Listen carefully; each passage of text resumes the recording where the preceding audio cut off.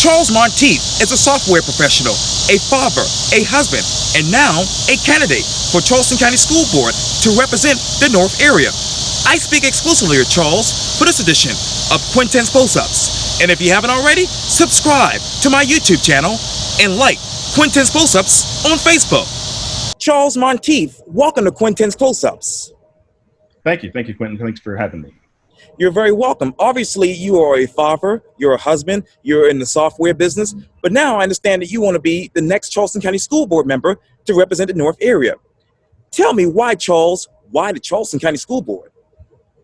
It's a continuation of a process I've already been involved in. I was a member of the District 4 Constituent School Board for 4 years, from 2014 to 2018. And now I want to continue to be a part of the change I want to see in public education. And specifically, in the governance of the district. My goal is to bring a stronger focus on reducing the disparities in educational achievement, particularly in high poverty schools and for students who suffer from the social and economic disadvantages that can depress their educational achievement. You talk about that change. What change exactly did you make on the constituent school board? I don't think there were any. I mean, there were no changes on the board. I want to be a part of the change that I want to see in the district. But certainly, I enjoyed my time on the District 4 Constituent School Board, served as vice chairman, and conducted our annual reports that we gave to the district and to the board members.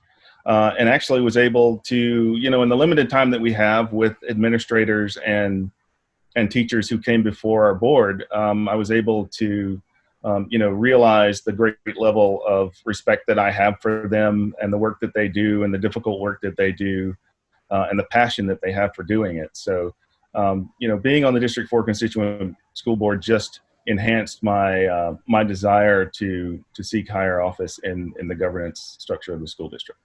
Let me rephrase that. What other results have you been able to deliver as a constituent school board member? Well, as a constituent school board member, the constituent school boards have a very limited focus. They handle transfer requests and setting of attendance zones and disciplinary records, handling expulsion hearings.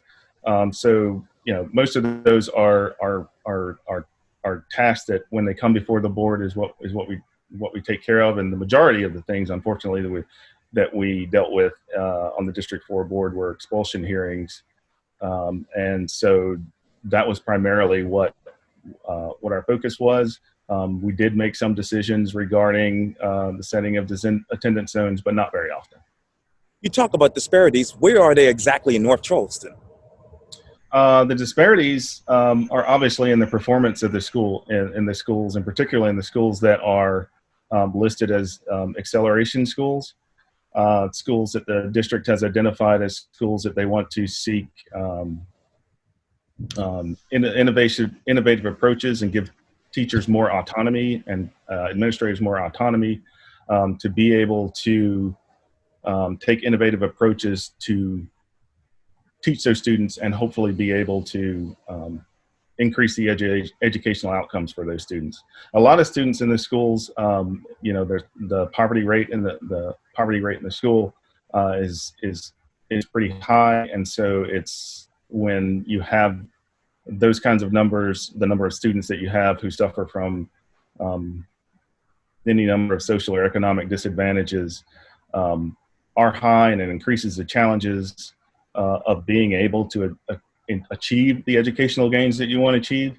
And then,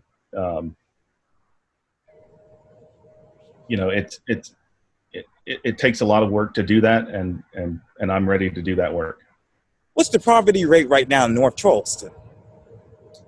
I believe the last that I heard, I believe it's around 22 or 23%, but I don't know the exact number. And you talk about obviously the educational outcome for most of those students. What was that like, say, 4 years ago? I think it would probably depend on the particular school that you were talking about, but certainly we need to make more progress. We need to have a sense of urgency about the progress that we need to make. the economic opportunities that our students need to be prepared for to move into. We need to have a sense of urgency to affect their positive educational and life outcomes. You talk about the sense of urgency. Where's your comprehensive plan for this? I don't have particularly a comprehensive plan. There are things that I support, obviously, that I would work with other board members to support. No one board member can do it. There's no silver bullet for how to accomplish it. I think it's a holistic approach that starts with staffing and hiring at the schools, and then the programs that you have in the schools, working with people outside of the school board, city council, having the board, coordinate with members of county council and city council and with our legislative delegation to make sure that all of the things that are happening support increasing the educational outcomes for the students that need it the most. Let me jump into some developing news, as everyone knows about here around town and around the state and around the world, and that's the COVID-19 situation. Governor Huey Masters, is obviously the governor here in South Carolina, recently said this on Twitter, quote, "We must give parents the choice in how they want their children to be educated, whether they're sending them back to school for in-person learning or keeping them home for virtual learning. They should be able to make that choice with confidence." Which one of these choices do you have confidence in, Charles? My level of confidence, as a parent, my level of confidence, I've got students that are, my kids are going to end up going back to school on September 8th as well. And my level of confidence in that will depend on the plan that's in place for their individual school, and then the information that comes from the medical experts and the metrics that the school district is going to use to determine, how safe it is and which option, whether it's an alternative schedule or whether it's, full in classroom or, whether it's all virtual. So that kind of information is the information that I think that we still need to hear before we can really make a decision on what's the best course to go forward. But I applaud that an all virtual option was made for parents who can make that decision, as well as for parents who have to make the more difficult decision based on their own circumstances that they might feel comfortable sending their children back to school. Should public schools have the option for a hybrid model to accommodate social distancing? The hybrid model being partially in school and partial virtual. Yeah, that's hybrid model. Yeah, I certainly think that's appropriate given the level, the level of the threat from reported cases of COVID-19, and depending on what where those levels go over the next 3 weeks or month, will determine the efficacy of whether or not it makes sense to pursue a hybrid model or full in person. Now, let me ask you this: would a virtual until safe for modified instruction approach be ideal? Absolutely. Absolutely. I think that makes the most sense where we are right now with COVID-19 rates. And let me ask you this: what choice would you make as far as expanding broadband for students in rural areas who need it for virtual learning? I fully support that. I absolutely support it, and I think that the board should and has taken measures to work with internet providers to make sure that students who need it have that access. I fully support any of those efforts to do that, and I think even the cost of it is something that's worth doing. Let me turn back to your race for the Charleston County School Board. And speaking of the Charleston County School District, what are the top 3 issues you see inside the Charleston County School District right now? Obviously, we've just talked about it. COVID-19, making sure that the plans for restart. The specific details around those are set, and that parents have the information that they need to be able to make the decision on the option that's right for them. That's obviously most important, and how we keep kids safe throughout that whole process. And then what happens, making sure that we've got mitigation plans in case we see a spike or incidents in schools, of how we're going to proceed with mitigating, that response. I also see addressing teacher evaluations as something that's important. I'd like to have discussions with other members of the board and with the district on creating a holistic approach for how that's done, and not just basing that on student test scores at the end of the year. I think there's a whole process that you can follow, where you're supporting the teachers more and making sure they're, you're hiring the right people, that you're providing them with the supports early on, and that you're providing the professional development and coaching and mentoring that helps them in their profession, and that you're supporting them. And research has shown that having highly qualified teachers do make a difference in the educational outcomes for the students that they teach. Let me ask you this. What is the current Charleston County School Board member not doing now in 2020 that you think you can do in 2021? Again, it's about, we know we've come up with the mission critical items. We have to now go and deliver on those items, whether or not we voted yes or no for those. The board has made its decision. The district is moving to deliver those, and I think the board has to go and now work with the district to deliver those items. I don't know that the current school board members are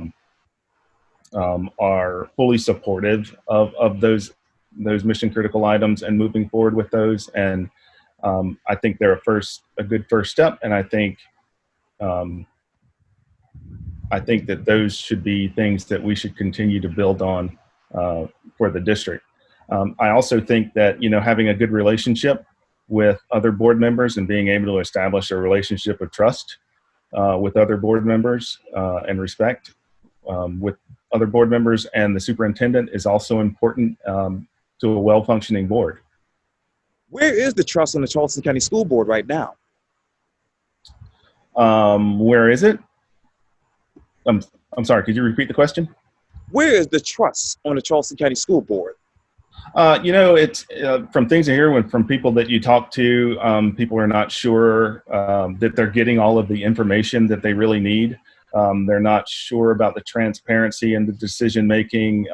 They've heard of, I've heard people say that, it seems like they're dealing with more adult issues on the school board and not so much having the primary focus on students. And I think for the most part, most of the board members are doing those things and do want transparency and do want to build relationships of trust between themselves and the superintendent and with members in the community. And I think all board members should be working to do that. There are things that you can do, I think, increase the level of communication, bringing in the proper amount of stakeholders, when decisions are being made and as decisions are being made, and then communicating how those decisions are made and what you expect the outcome to be. And I want to bring that to the school board. I want to bring a focus of, let's do the things that show that we are passionate about what we do and that we are concerned about making sure that we have buy-in of stakeholders and the buy-in of people in the community for the positive changes that we want to make in the district. And I know this might be a redundant question because I literally just heard you talk about it in that particular comment. But what is your definition of a school board member?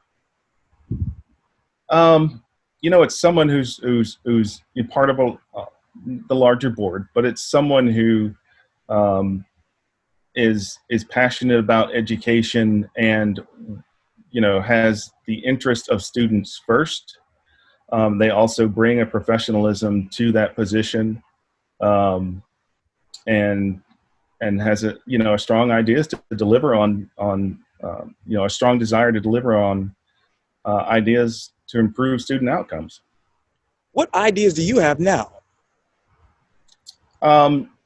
Several things, really. I would really, I'm really encouraged by the focus on family centers, creating a family center idea for Mary Ford Elementary, and possibly the possible rollout of other family centers throughout North Charleston. I'm really passionate about schools being more kind of community centers in the communities where they are, and providing supports that families need, not just throughout the school during the school day, but even after school. So I'm very supportive of things like that, and I'm supportive of innovative approaches and giving autonomy to teachers to teach to their class, and not just to the standards in the curriculum. I fully support teachers being able to understand and know the best way to communicate with their students. And I'm sorry, I'm just looking around to make sure the Wi-Fi is still on here. Oh, yeah. Yeah, and make sure you're still on there. But let me ask you about those family centers. How much would that cost the average taxpayer here in Charleston County? I don't know what the cost is, but I think it's time to start looking at what innovative approaches, and recognizing that there are students who start with significant social and economic disadvantages, and far behind other students in other areas and from more affluent areas. And it really is time to start taking a look at what it takes to improve the educational outcomes for those students, and create equity and a high quality education for those students. We can talk about cost and the cost benefit, and we certainly should be cognizant of what the cost is and where the money comes from. But I think we also have to be dedicated and passionate about, it's time to do what we need to do, and what we need to focus on to actually make a difference. How dedicated are you to equity in North Charleston? Very dedicated. I've seen the differences in the schools in North Charleston, and the offerings that they have. And, I'm dedicated to making sure that all the students in North Charleston have the tools that they need and the resources that they need to be successful. What are the free top schools in North Charleston in your mind? When it's hard to kind of label that. You have to kind of quantify or qualify what you think the top schools are. Obviously, academically, we have two nationally recognized schools in North Charleston, Academic Magnet and School of the Arts. And, I think there are other great things that are going on at all the other schools in North Charleston. I'd like to be a voice for all of the great things that are going on in the schools. It's more than about a school's ranking. There are great teachers and great administrators in all of the schools in North Charleston, and I think we need to focus on highlighting all of the great things that are going on in those. And that's what I want to focus on. I don't want to focus on just, what are the top schools, and praising those, but looking at what those schools are doing that's allowing them to have that academic success, and seeing what else we can, what tools can we share between the schools in North Charleston to bring up all the schools in North Charleston. Where is your voice for these underperforming schools in North Charleston? Where's my voice for the underperforming schools? I will be a voice for those underperforming schools in North Charleston. And I want to go and I want to visit those schools, and I want to talk to the administrators, and I want to talk to the teachers, and I want to visit the classrooms, and I want to find out what their successes are, and I want to find out what their challenges are, and I want to bring that information back, use that information to inform my decisions, and bring that information back to the district and to the superintendent. What are the free underperforming schools in North Charleston? There are schools that are performing not satisfactory, and those schools are identified in the list of schools, acceleration schools, that the district will be focusing on. Now, you talked earlier about obviously relationships in the community. Which relationship have you formed with many of the North Charleston leaders so far? I haven't had a chance to reach out to many of the North Charleston leaders now, but I certainly am going to make that part of my efforts going forward as I campaign and let them know that I'm here to support them. I'm here to hear their ideas. I want their feedback, and I want to know what success, what challenges they see, and what the greatest opportunities they are that they want to see addressed by the school district. You talked earlier about disparities. Let me ask you this, Charles. What obviously would you bring to the table as far as those folks who are impoverished, those families that are impoverished? Again, it's an ability to go and listen to the things that they say that they need at those schools, and also to I'll bring an eye to having a thoughtful approach and looking at and considering, what options are out there that work. We're obviously not going to be able to go out and find something that's working in a school district and be able to slap that down as a template on our schools. But certainly there are things that I am personally going to like to look into and would bring to the board so that we can look at innovative ways and other ways that maybe we have not tried to try and help and provide the supports that are needed by students who are struggling in some of our more challenged environments. Now, how many impoverished students have you helped personally over the years? I don't have an actual number of that, but I certainly, in my role as a coach in the North Charleston Recreation that I have done for a long time, I've come in contact with a lot of students from North Charleston, and over the years I've coached them for several years. I hope that I provided myself as a good role model to them, and have been a positive influence on their life. I know they've been a positive influence on mine, and I enjoy seeing them out in the community when I see them, and when I've gone into schools, seeing some of those same kids that I coached is really gratifying for me. And how many schools have you visited over time as a constituent school board member?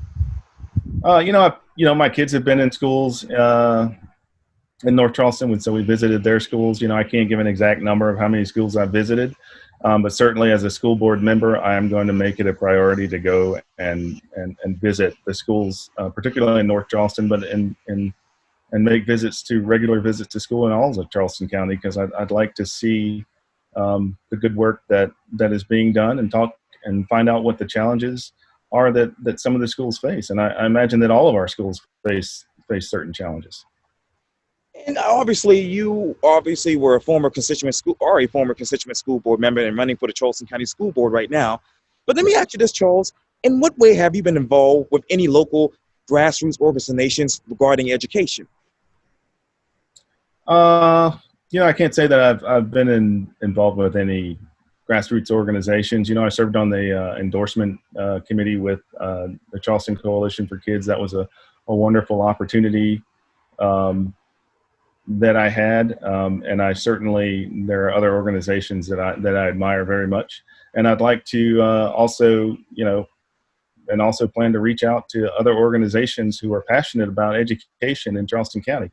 Look, I mean, there are a lot of great organizations that have the best intentions, and I would love to be in conversation with any of those organizations to see how we can all pull together and reach the educational achievement goals that we want to achieve, and be a voice for them on the school board. Now, I know from my research, you were once a supporter for the Charleston Coalition for Kids. Do you hope, or do you want to have their support this fall for your election? I was when I started being active in school district policy. And when I advocated for our children and for a full Montessori option at Hersey Elementary, my experience through that whole process made me understand that it was important that every student in Charleston County, regardless of where they live, had access to an equitable, high-quality education, and that we need qualified professional people on the school board. And that's always been a passion of mine. And so any organization that has those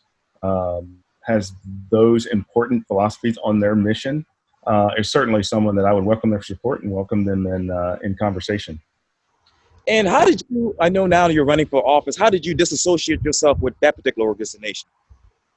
I wouldn't say that I've disassociated myself from their organization or any other organization. I welcome being in conversation with any organization that has as its goal providing a high quality, equitable education for children in Charleston County, regardless of where they live, regardless of their socioeconomic status. And I'm proud of that. Now, Charles, let me ask you this one last question about the Coalition for Kids. How do you think the voting will look with Coalition for Kids backed members on the Charleston County School Board? I have no idea. I don't know that it would even really have an impact. I think the Coalition for Kids, as I understand it, is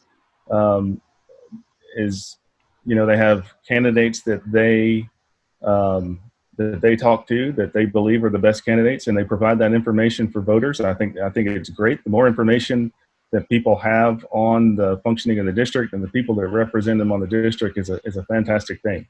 I don't have any idea of what the impact would be of having people who are endorsed by the coalition on the board. And would you welcome their support of your campaign? Would I welcome the coalition support? I would welcome any organization support who have that as their goal. And what is your goal when you do get on the school board? What will be Charles Monteith on day one as a school board member if elected? On day one, I'm assuming day one, if elected, would be either the day after the day after the vote or the day that I'm sworn in. And obviously, I think the biggest things will be the things that are on the agenda for the board to consider. So I would apprise myself of those and make sure that I understand what those issues are and what the impacts of those things are. Obviously, COVID-19 and the restart plan for that will already be implemented, and we will be at some state within the school district and then probably have to make decisions as we move into the winter. So I want to bring a thoughtful voice and a level of transparency that parents understand how decisions are being made and the data that we're using to make those decisions. Those are going to be my focus on day one. Charles Monteith, thank you so much for your time. And again, welcome to Quintin's Close-Ups. All right. Thank you, Quintin. I appreciate it. You're very welcome. Thank you. You're welcome.